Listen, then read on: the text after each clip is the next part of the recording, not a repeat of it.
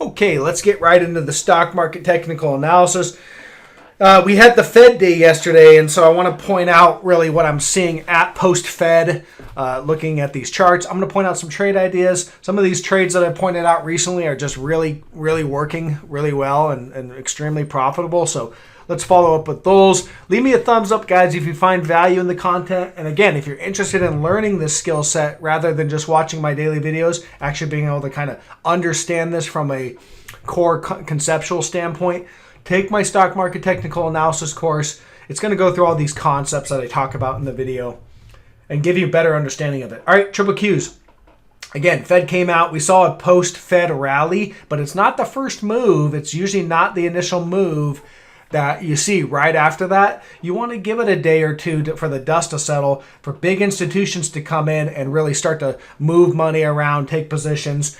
And, usually that first move can often be a false move. So that's what we're seeing so far today. And I got comments yesterday saying, oh, this video was aged poorly and you were calling for it to drop and it went up. Yeah, it went up yesterday afternoon. Today, it's right back down where it was at. So yeah, exactly. Bigger picture, if I move to the hourly, I've got it kind of circled out. But look, a bigger picture, here's your resistance level, all right? 401 and 480. We've got lots of reactions on that, and you can see they rallied it close to the level. Sellers have stepped in and smashed it back down. So it's anybody's game still, but at the end of the day, we haven't been able to break this resistance, and we don't have any closes above that really, especially on the daily chart. And looking at the daily, we have negative divergence. This is telling me we're going lower. And, these don't, negative divergence doesn't tell you it's going lower right now. This is, get short right now. That's not what it tells you. It tells you, okay, there's probability that it's going to go lower. And we look for sell signals. We look for things that, break of trendline supports to tell us when to actually take a position and get in. All this is taught in my course. Bigger picture, though, again, you got to take a step back, especially on Fed days, and look at the bigger picture so that you can really analyze it. Here's your weekly chart. Yeah, we're in an uptrend. That's obvious, on the bigger picture.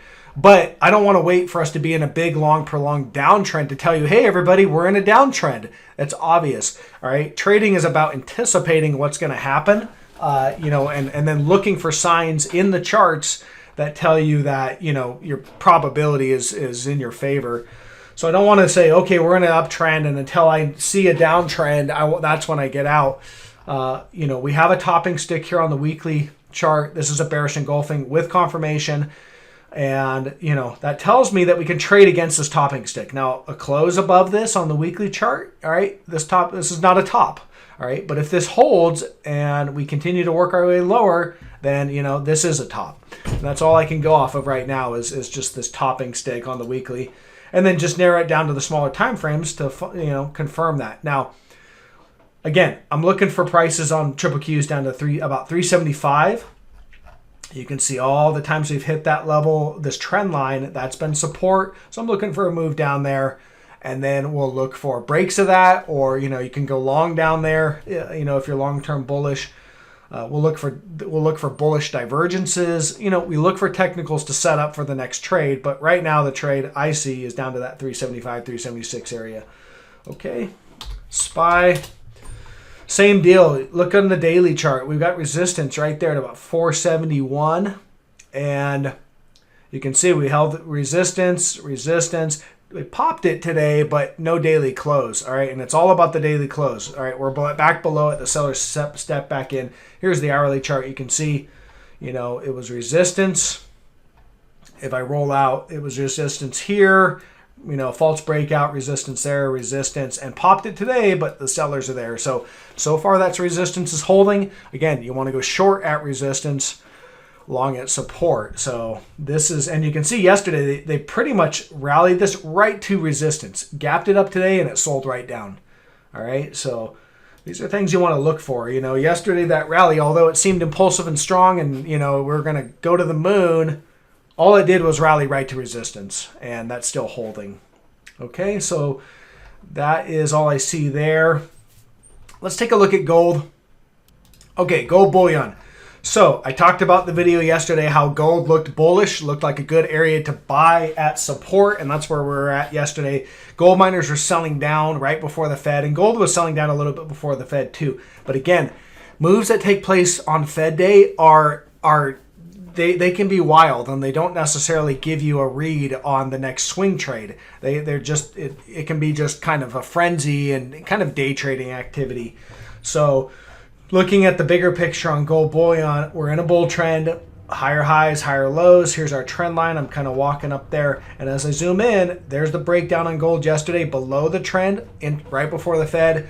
They closed the day and they rallied it after the Fed closed it above support. Today, big buying coming in, breakout move basically. We're breaking above, this is going all the way back to kind of November time frame on this daily chart. So we're going back several weeks and we're breaking above that as of right now. We'll see where we close the day, but so far it looks like gold is starting the next move higher. Now, I know, when we were trading sideways for weeks, this was just grinding consolidation, and now we're seeing resolution of that consolidation to the upside, which tells me that there's more here than just today. There's more carry through. Miners, looking at the miners, they're all up pretty good today. Here's GDX. GDX, as I roll out yesterday, look what happened. They sold it down before the Fed came out, and here's this trend line. So this was former resistance in this bearish or bullish falling wedge here. We were kind of, walking down this wedge. We broke out, back tested once, broke out, came back in, and yesterday you can see came in for another back test right before the Fed announcement. All right, so that's a key level. That was definitely a buying opportunity to add to a position, and I did add to some of my gold miners today. Pretty impulsive buying, up almost 5%, and across the board, all the miners are up big. Now, I think there's more upside on these as we see the gold rally. At the end of the day, the Fed still came out pretty dovish. They didn't really, they're not really, they've just kind of shown their hand, I think, and they're not really willing to fight this inflation that bad. So, you got inflation running at 7%. They're talking about raising interest rates to, I think, 1.5%, I think is what they said, over the next couple of years. So, I mean, that's just not really fighting the inflation. So tells me that they still believe that inflation's transitory, even though they're not talking about it. They're in action. They still think inflation's going to come down, and they're just not willing to basically jack interest rates up that high to fight this inflation. So that's what I'm seeing in the gold market. That's what I'm seeing in a lot of different kind of inflation trades today. Is it's just full on for the inflation trade. Okay, a couple trade ideas. Rio, I'm back long this. I took the position off yesterday, so I had to give up a little bit of profit on the gap up today. But, I just wanted to kind of lighten up a little bit right before the Fed. And then, back into this one. So looking like we're just continuing higher on these iron miners. Again, this is the inflation trade as well. So anything that's real, commodity based, is part of the inflation trade. And we're breaking higher today. So I don't see anything different that tells me we're not heading up to this 71.23. I still like it. It's also paying a pretty good dividend as I look through here. I think the dividend's like 8 or 9%, 10%. So it's moving up. You're getting paid to wait as it grinds higher. And I don't see any reason to not be in this one to the long side. Okay, bullish divergence had been building. We broke out. I think we're going higher. Soybeans kind of drifting sideways, but still looks like it wants to break higher. All the commodities are up. Ag commodities and stuff are up. Not huge, but definitely up today. So soybean still looks like it wants to break higher. I don't see any change there. So all that looks good. Some of the big money has been in shorting some of these bubble stocks and some of these tech stocks. Here's Carvana. Again, I talked about this a couple days ago, saying we had a sell signal. And pretty much from that sell signal, here's your breakdown. I know a couple of you took the trade. So congratulations on that. But, we basically are down, 20% in 3 days. So that's easy. That's some easy money, basically. And congratulations on that if you took that. Leave me a thumbs up. Leave a comment if you took that trade, guys. I don't get them all right, but I definitely don't get them all wrong. Let's just put it that way. And all in all, nobody gets them right. It's all about managing your risk reward, setting your stops in key areas so that when you're wrong, you lose small, and when you're right, you make 20% in 3 days. Okay, Carvana, where's it going? I mean, this thing roll out, I see some support right down here, or kind of a gap down at 173, so that's all I really see. I think we're going lower down to there. And I'm gonna have to look at some more levels, but yeah, maybe we get all the way down to here, and then we expect a bounce. We're pretty much crashing, so we're really oversold. We're kind of crashing. We can crash more, but so let's start looking for areas that this thing's gonna have a bear market rally, basically. And it isn't a bear market. From the highs to the lows down, it was 45%. So when you start crashing, usually you're going to want to look for a bear market rally along the way. QCOM, still a trade idea, has not triggered yet, and you can see we're just walking up this trend line, coming down right to it today. There's no break of trend, so until we see a break, it's not a short, but it is a short setup because you've got negative divergence that's been building. You even have the potential for an island cluster top. If we were to gap down and leave all these, these days, with a gap down, then that would be an island cluster top. So there's a potential there, but we got to see that break of the trend line before we take action on this trade. But it is a short setup. NVIDIA, talked about this one. I think this is just getting started to the downside. So again, here's your uptrend line on NVIDIA on the daily chart. We've been walking up. There's your negative divergence that's been building. So that's a divergent high. We broke trend here, back test, and we're working our way lower. All right, so looks like we're starting a downtrend. As this downtrend becomes more and more obvious, it should get more impulsive, and more and more selling come in. We're at support right now, looking at the hourly chart. Some basic support right here at 288.25. Slightly below it, but we'll see how the day closes. They're probably going to park it right here today. But any lower, anything lower from here, and we're breaking down. So that would be a sell signal if we can, you really start breaking below this, and that's your sell signal.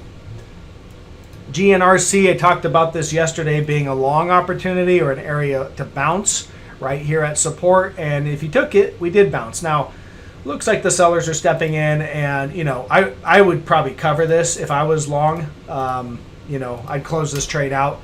We didn't quite get up to that resistance there, 385.90, but you did get that bounce off of that key level. So from the support level where I talked about it being a long, it did bounce up about 11%. So there's another winner that we talked about, and but yeah, I would probably get out of that one if you haven't already.